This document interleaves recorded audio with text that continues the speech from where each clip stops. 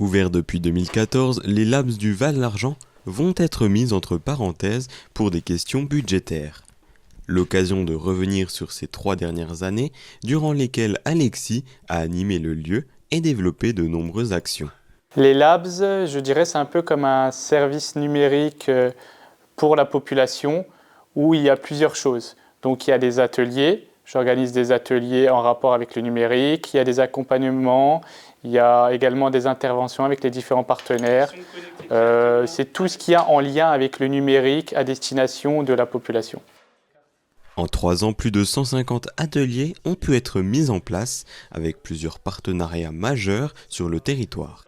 Les accueils scolaires, c'est-à-dire que chaque année, à la communauté de communes et plus principalement à la médiathèque, on fait des accueils de classes, donc élémentaires, de différentes écoles comme Sainte-Geneviève. Et bien évidemment, il y a eu aussi l'inauguration de la microfolie, donc un projet qu'on a lancé qui a permis d'installer une microfolie dans le Val-d'Argent, qui est maintenant mobile et qui est en lien avec différents partenaires comme le tiers-lieu, comme la cité scolaire. Donc la microfolie, pour ceux qui ne savent pas, c'est un ensemble de matériel qui permet de faire plusieurs choses comme de l'imprimante 3D, du flocage, d'utiliser également des tablettes pour pouvoir regarder des œuvres en numérique sur les tablettes. Plusieurs objectifs étaient en vue, notamment rendre le numérique accessible à tous, quel que soit l'âge.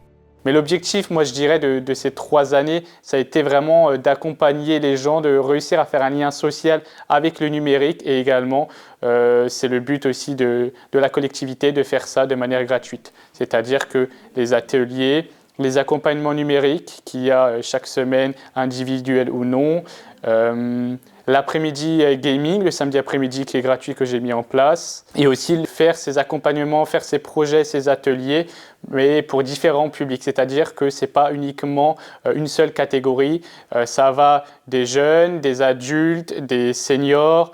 Donc les seniors, c'est par exemple une fois par mois des cours informatiques à Romba.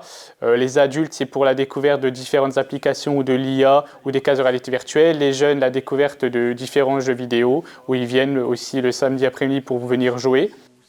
Un dispositif bénéfique avec une belle évolution des participants au fil des ateliers. Au début, il a fallu construire quelque chose, vraiment bien leur montrer. Et par exemple, maintenant, avec les jeunes, il y a pas mal de choses qu'ils savent faire. Ils arrivent à s'autogérer, ils arrivent à faire des choses qu'ils ne faisaient pas auparavant. Et pareil pour les seniors, le fait qu'il y a certaines personnes qui sont en situation de précarité, le fait par exemple de les avoir accompagnés sur l'IA, ils arrivent à faire des choses qu'ils ne faisaient pas avant. Donc oui, je vois clairement une évolution par rapport à tout ça. Les labs fermeront leurs portes le 17 avril. D'ici là, un atelier à destination des enfants sur le thème de la sécurité numérique sera proposé le mercredi 18 mars.